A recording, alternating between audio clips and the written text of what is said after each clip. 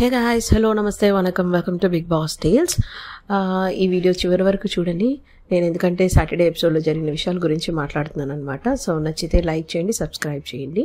Let's dive into the video. So ఈ వీడియోలో నాకు ఏదైతే నిన్న సాటర్డే ఎపిసోడ్లో సాక్రిఫైస్ గురించి జరిగిందో దాని గురించి మాట్లాడాలనుకుంటున్నాను. అందరికీ తెలిసినట్టే వాళ్ళు సాక్రిఫైస్ చేసినా చేయకపోయినా సంజన గారిని కంపల్సరీగా ఇంటి లోపలికి పంపిస్తారు. బికాజ్ ఆవిడని ఎవరు నామినేట్ చేయలేదు, జనాలు ఓటింగ్ కూడా లేదు కాబట్టి 100% తను వెళ్తుంది. బట్ జస్ట్ అక్కడున్న ఇంట్లో వాళ్ళకి అండ్ సంజన గారికి అండ్ మనకి కూడా తెలియడం కోసం ఎవరు చేయగలరు అన్న ఉద్దేశంతోనే వాళ్ళు ఆ సాక్రిఫైస్ అనేది బిగ్ బాస్ టీం ప్లాన్ చేశారనమాట. అయితే నాకు ఇక్కడ ఏమనిపించిందంటే, ఇమాన్యుయల్ కెప్టెన్సీ అనగానే ఇమ్మీడియట్గా తీసేశాడు.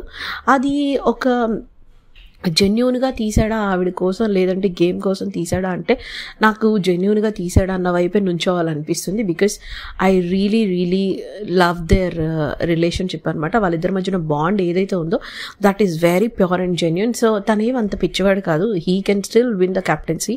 అండ్ అది మెచ్చి ఖచ్చితంగా బిగ్ బాస్ కూడా ఆ కెప్టెన్సీ మళ్ళీ ఇచ్చే ఛాన్సెస్ కూడా ఉన్నాయి. సో వితౌట్ సెకండ్ థాట్ తను ఇచ్చేసాడు. So I really appreciate Emmanuel for that అనిపించింది. వెరస్ కమింగ్ టు తనుజ, నాకు ఐ థింక్ దట్ ఈస్ ఇది తను ఓన్లీ షో కోసమే చేసింది అనిపించింది. ఎందుకు అలా అనిపిస్తుంది అనేది please here me out. Because Tanuja ఒక పాయింట్లో తనకి కాఫీ వచ్చినప్పుడు, నా ప్రీవియస్ వీడియోలో కూడా చెప్పాను, తను ఫస్ట్ టైం కాఫీ సంజన గారి దగ్గర నుంచి తీసుకొని గెలుచుకుంటుంది కదా. అప్పుడు వచ్చినప్పుడు ఫస్ట్ కప్ ఆఫ్ కాఫీ చేసినప్పుడు హరీష్ గారు పక్కన కూర్చున్నప్పుడు, నాకు ఈ కాఫీ ఎవరితో షేర్ చేసుకోవడం ఇష్టం లేదు, నాన్న ఇలా అడిగారు కానీ నాన్నకు కూడా నాకు ఇవ్వాలని లేదు అని అంటది. నెక్స్ట్ సెకండ్ డే మళ్ళీ మనసు మార్చుకొని ఇచ్చేస్తుంది అనమాట.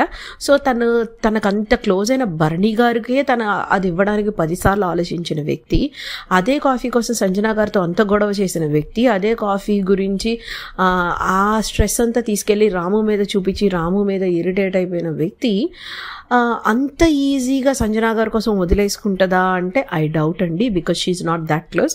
సంజన గారు is not close like how Emmanuel is, how Rithu is, how Bharani గారు ఈజ్. వీళ్ళ ముగ్గురులో ఎవరి కోసం చేసినా I would have thought it's genuine అనమాట. సో ఎటు బిగ్ బాస్ తనకి కాఫీ ఇవ్వడు, అదేదో వన్స్ ఇన్ అ వైల్ ఏదో నాగార్జున గారి ద్వారా వచ్చింది, అది ఎటు రాదు, ఒకవేళ వచ్చినా రేర్ కేస్ అని తనకు తెలుసు. So it is a good way తను ఇచ్చేస్తే అది జనాల్లో మంచిగా వెళ్తుందేమో అనేది తన ఉద్దేశం అని నాకు అనిపించింది. సో మీలో అది ఎంతమంది అగ్రీ చేస్తారో నాకు చెప్పండి. అలానే నెక్స్ట్ మన రీతు హెయిర్ కట్ ఏదైతే ఉందో, ఎస్ ఫస్ట్ అయితే తను సార్ నేను ఇస్తాను ఎందుకంటే నాకు ఈ ఇంట్లో భోజనం పెట్టేది తనే అని చెప్తుంది. బట్ ఎప్పుడైతే తర్వాత సార్ నేను ఇది జెన్యూన్గా తన డౌట్ అడిగింది. బికాస్ ఆవిడంటే ఇష్టం, కానీ రీతుకి హెయిర్ అంటే కూడా చాలా ఇష్టం.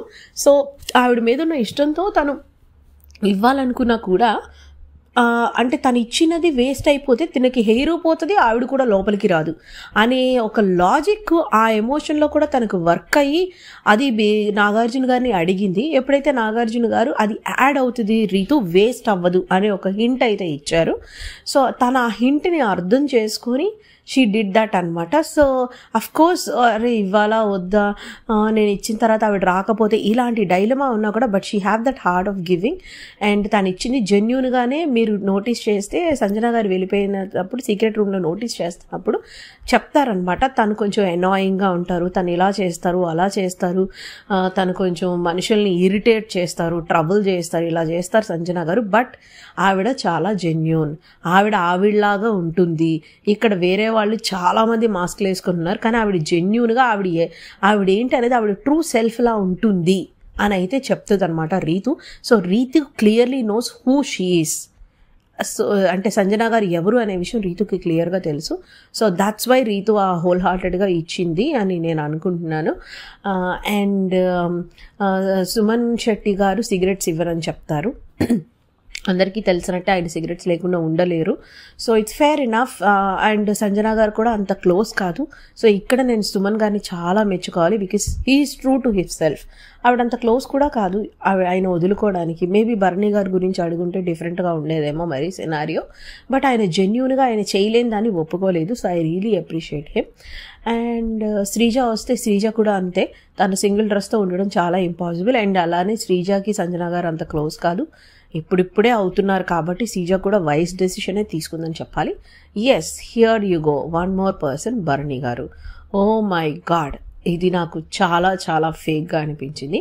నేనే కాదు, మీరు సోషల్ మీడియాలో ఎక్కడ చూసినా ఈ పర్టికులర్ భరణి గారు చేసిన సాక్రిఫైస్ ఏదైతే ఉందో 110% అది ఫేక్ అనే చెప్తారు. ఎందుకు అంటే, హియర్ మై రీజన్స్.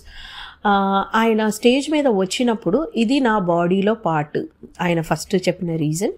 సెకండ్, కనీసం ఓపెన్ చేసి చూపిస్తారా నాగార్జున గారు అడిగినప్పుడు కూడా ఆయన ఒప్పుకోడు. వేరాస్ ఆయన చూపించిన ఏవీలో, అంటే ఆయన స్టేజ్ మీదకి రావడానికి ముందు ఆయన కోసం వేసిన ఏవీ ఏదైతే ఉంటుందో ఆ ఏవీలో ఆల్రెడీ ఆయన చూపించాడు, ఏవీలో ఉంటుంది కూడా చైన్ అని చెప్పి. సో అలాంటిది నాగార్జున గారికి ఎందుకు చూపించలేదు? అఫ్కోర్స్ మళ్ళీ నా పాయింట్, శ్రీజ ఆ రోజు చెప్పినట్టు అది జస్ట్ ఒక పిఆర్ స్టంట్లా అని నాకు అనిపించింది. I'm 100% standing on my point అనమాట. శ్రీజ ఏదైతే ఆ రోజు చెప్పిందో అదే నాకు కూడా అనిపించింది. నా పాత వీడియోలోనూ చెప్పాను, ఈరోజు మళ్ళీ చెప్తున్నాను, అనిపించింది. తర్వాత మళ్ళీ ఈ స్టేజ్ నుంచి వెళ్ళిపోయి మళ్ళీ రీఎంట్రీగా వచ్చినప్పుడు అప్పుడు మళ్ళీ ఆయన ఓపెన్ చేసి చూపిస్తారు. అప్పుడు కూడా దాని లోపల ఏముందో చెప్పడు. నామినేషన్స్లో ఇదే పాయింట్ శ్రీజ తీసుకొచ్చినప్పుడు ఆయన స్టిల్ అది నా బాడీలో పార్ట్, నేను అది లేకుండా ఉండలేను అంటారు. అయితే ఇప్పుడు మీ దగ్గర ఉందా అని అడుగుతుంది శ్రీజ. లేదు, సూట్ కేసులో ఉంది అని చెప్తాడు. సూట్ కేసులో ఉన్నప్పుడు ఆ రోజు కూడా మీరు సూట్ కేసులో పెట్టి తీసుకురావచ్చు కదా అని శ్రీజ అడిగితే, లేదు అలా తీసుకురావడానికి కుదరదు అని చెప్తాడు. మొన్న సుమన్ కోసం సాక్రిఫైస్ చేసిన రోజు వీళ్ళు నా మదర్ అండ్ గురువు వాళ్ళిద్దరూ వచ్చినప్పుడు నేను వాళ్ళకి ఇది చూపించాలనుకున్నాను. This has so much value and meaning to my life. So నేను ఇది వాళ్ళకి నేను వచ్చినప్పుడు చూపిద్దామని అనుకున్నాను అన్నాడు. సో ఇమాజిన్, అది నీ బాడీలో ఒక పార్ట్, చాలా నీకు ఇంపార్టెంట్ అండ్ ప్రెషియస్, దానికి ఒక బాగా సర్టన్ వాల్యూ ఉందని నువ్వు చెప్తున్నప్పుడు అది నువ్వు సంజన గారి కోసం ఎలా సాక్రిఫైస్ చేస్తావు? అఫ్ కోర్స్ నువ్వు చేస్తేనే మంచోడు అవుతావు. బికాస్ దానికి ముందు భరణి గారు అన్న అంటాను సార్, కానీ వచ్చినప్పుడు స్టాండ్ తీసుకోరని తను అన్న ఒక మాటకి ఈయన ట్రిగ్గర్ అయ్యి ఫ్లిప్ అయ్యి తీసుకున్న డెసిషన్ ఇదనమాట. బికాస్ ఆయన అది చేయకుండా ఉండుంటే అది చాలా ప్లస్ అయ్యేది, అది జెన్యూన్ ఫీలింగ్లా ఉండేది.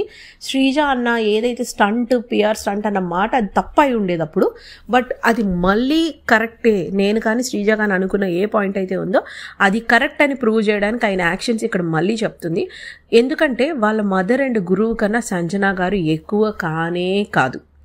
ఆయన చైన్ తెచ్చుకుంది, ఆ లాకెట్ ఆయన బాడీలో పార్ట్ అని చెప్పింది కూడా వాళ్ళ మదర్ అండ్ గురువు గారికి ఒక ప్రేమతో, దిస్ ఈజ్ మీ, మీరిద్దరు లేకపోతే నేను లేను అనే ఒక సింబాలిక్గా వాళ్ళకి చూపించాలనుకున్న ఒక చాలా సెంటిమెంటల్ థింగ్ అనమాట ఆయనకి అది.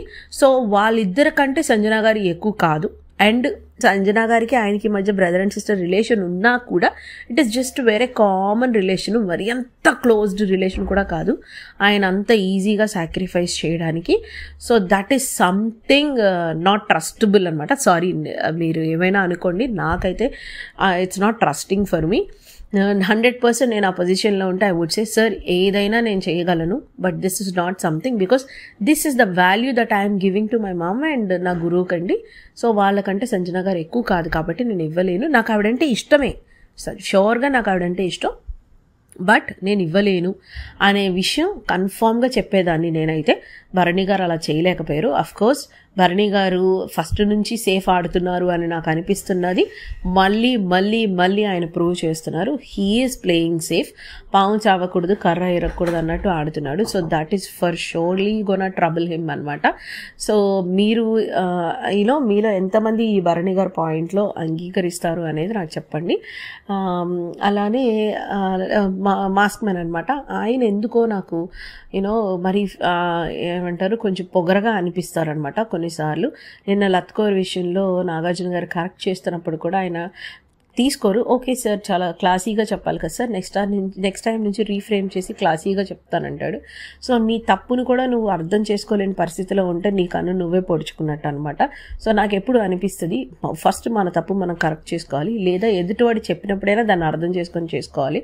అలా చేసుకోకపోతే మూర్ఖులు అంటారని. సో నాకు మాస్క్ మ్యాన్ బాగా మూర్ఖుడు అనిపిస్తుంది అనమాట.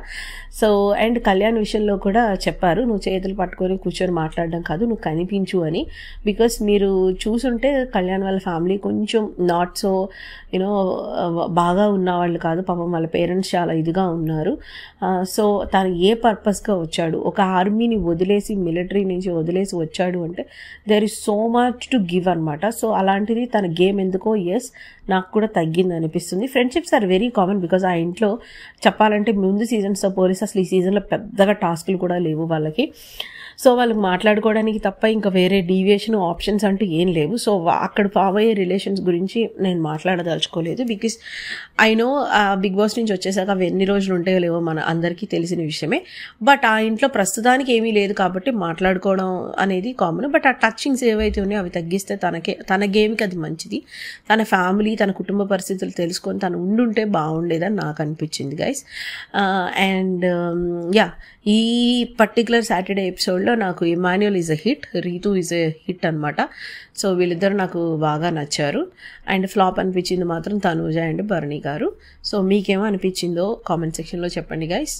నచ్చితే లైక్ చేయండి, షేర్ చేయండి, సబ్స్క్రైబ్ చేయండి. బాయ్.